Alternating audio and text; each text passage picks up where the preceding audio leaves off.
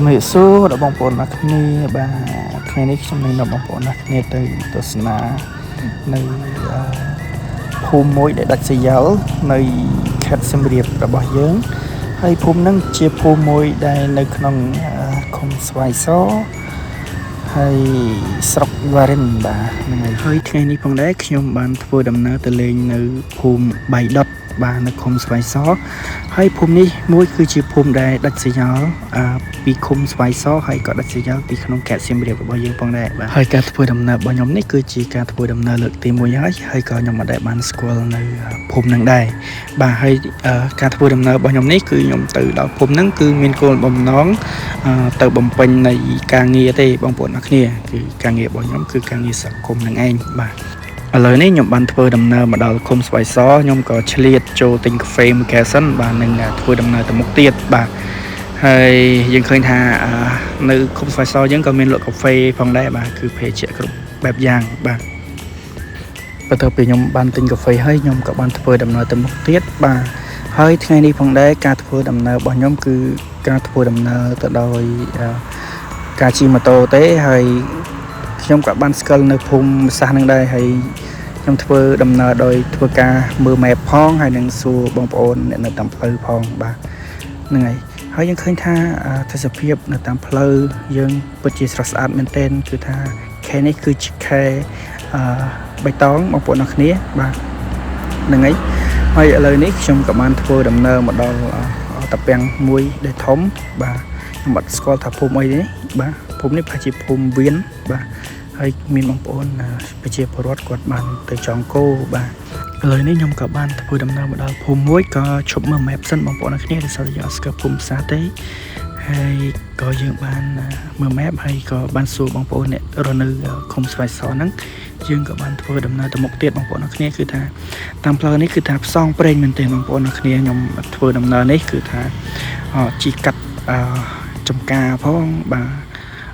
ចំការស្វាយចន្ទីផងបងប្អូនអរគ្នាគឺថាស្រស់ស្អាតមែនទែនហើយឃើញថាតាមផ្លូវនេះពិតជាស្ងាត់បងប្អូនអរគ្នាគឺថាអត់មានបងប្អូនជាច្រើនដែលធ្វើការឆ្លងកាត់នៅផ្លូវនេះទេក៏ប៉ុន្តែនេះជា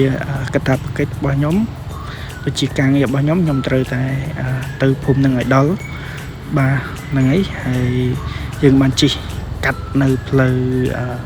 ចំការស្វាយចន្ទីបងប្អូនអរគ្នាឥឡូវនេះខ្ញុំក៏បានជិះបណ្ដើមើលទេសភាពបណ្ដើបងប្អូនអរគ្នាស្រស់ស្អាតមែនទែនតែចៃដន្យបងប្អូនអរគ្នាគឺតំបន់នេះគឺតំបន់អត់មានសេវាបងប្អូនអរគ្នាឥឡូវនេះខ្ញុំជិះទៅមុខទៀតគឺថាវងវែងផ្លូវបងប្អូនអរគ្នាក៏ពិតភូមិដែលយើងត្រូវទៅហ្នឹងគឺមិនមែនផ្លូវនឹងទេបងប្អូនអរគ្នាគឺនៅខាងនោះនៃភ្នំមួយទៀតយើងត្រូវជិះច្វែលនៃភ្នំនេះបានទៅដល់នៅភូមិហ្នឹងអញ្ចឹងបងប្អូនតែចៃដន្យអីយើងក៏ជិះទៅក៏ជួបនៅអ៊ំស្រីម្នាក់បាទហើយយើងក៏បានសួរគាត់ទៅណាបាទហ្នឹងហើយពេលដែលយើងសួរគាត់ហើយក៏គាត់បានធ្វើដំណើរជូនយើងបាទទៅរកផ្លូវមួយទៀតដើម្បីទៅដល់នៅភូមិបៃដុតនឹងផងដែរបាទហ្នឹងហើយនោះជាម៉ូតូគាត់ផងដែរដែលខ្ញុំថតចុះបន្តិចហ្នឹងបាទហើយនេះក៏ជាបទពិសោធន៍ថ្មីក្នុងជីវិតរបស់ខ្ញុំផងដែរដែលការធ្វើដំណើរនៅផ្លូវដល់វែងឆ្ងាយនេះហើយឃើញថាផ្លូវនេះផ្លូវខ្លះក៏ស្រួលផ្លូវខ្លះក៏មានកឡុកផ្លូវខ្លះក៏មានដីខ្សាច់ផងដែរបងប្អូនអរគ្នាបាទហើយឃើញថាទេសភាពពិតជាស្រស់ស្អាតមែនទែនខ្ញុំចូលចិត្តណាស់នៅទេសភាពបែបនេះបងប្អូនអរគ្នាហ្នឹងហើយឥឡូវនេះយើងក៏បានធ្វើដំណើរទៅមុខទៀតបាទយើងមកដល់ក្នុងភូមិមួយដែលដាច់ស្រយាលដែរហើយភូមិនេះក៏ខ្ញុំអត់ស្គាល់ដែរគឺថាយើងនឹងធ្វើដំណើរទៅមុខទៀតហ្នឹងហើយបងប្អូនឥឡូវខ្ញុំបានចំណាយពេលយ៉ាងយូរខ្ញុំក៏បានធ្វើដំណើរមកដល់ផ្លូវមួយទៀតហើយឃើញថាផ្លូវនេះគឺជាផ្លូវដែលស្រួលគ្រាន់ក្នុងការធ្វើដំណើរបាទហ្នឹងហើយយើងឃើញថាទេសភាពបាទគឺថានៅតែស្រស់ស្អាតដដែលហើយមានបងប្អូនប្រជាពលរដ្ឋយើងក៏គាត់បានមកខ្វៀលគោបាទហើយមានបងប្អូនប្រជាពលរដ្ឋយើងក៏គាត់បានរស់នៅក្នុងតំបន់នេះបាទហ្នឹងហើយខ្ញុំក៏បានធ្វើដំណើរទៅមុខទៀតបាទហើយ យើងឃើញថាអូយទេសភាពស្អាតណាស់បងប្អូនអរគ្នាអើយបាទឃើញថាមួយជីវិតយើងណាមានប៉ុន្មានដងបាទមកដល់ទេសភាពបែបនេះបាទឥឡូវនេះខ្ញុំក៏បានធ្វើដំណើរមកដល់ភូមិម៉ៃដុតខ្ញុំក៏ធ្វើការញ៉ាំបាយគឺខ្ញុំញ៉ាំបាយថ្ងៃបាទគឺថាដល់ម៉ោងបាយ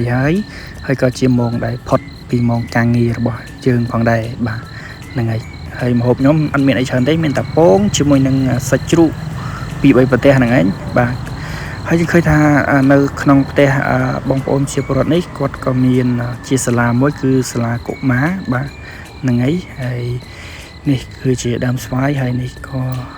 ជាផ្ទះរបស់គាត់ផងដែរបាទខ្ញុំក៏បានសុំផ្ទះបងប្អូននៅក្នុងភូមិបៃដុតនេះសម្រាប់ញ៉ាំបាយហើយនឹងសម្រាប់ថ្ងៃត្រង់បាទបន្ទាប់មកយើងក៏ធ្វើការញ៉ាំបាយហ្នឹងហើយបងប្អូនអរគ្នាហើយយើងមានតែពងនិងអីសាច់ជ្រូកទេហើយបន្ទាប់ពីញ៉ាំបាយហើយខ្ញុំក៏បានធ្វើការសម្រាកនៅលើអង្រឹងបាទអង្រឹងនេះគឺជាអង្រឹងរបស់បងប្អូនយើងដែលរស់នៅក្នុងភូមិបៃដុតហ្នឹងឯងបាទគាត់ចិត្តល្អមែនទែនបាទហ្នឹងឥឡូវនេះក៏មានក្មេងៗដែលបានមកចូលរួមដូចជាបងប្អូន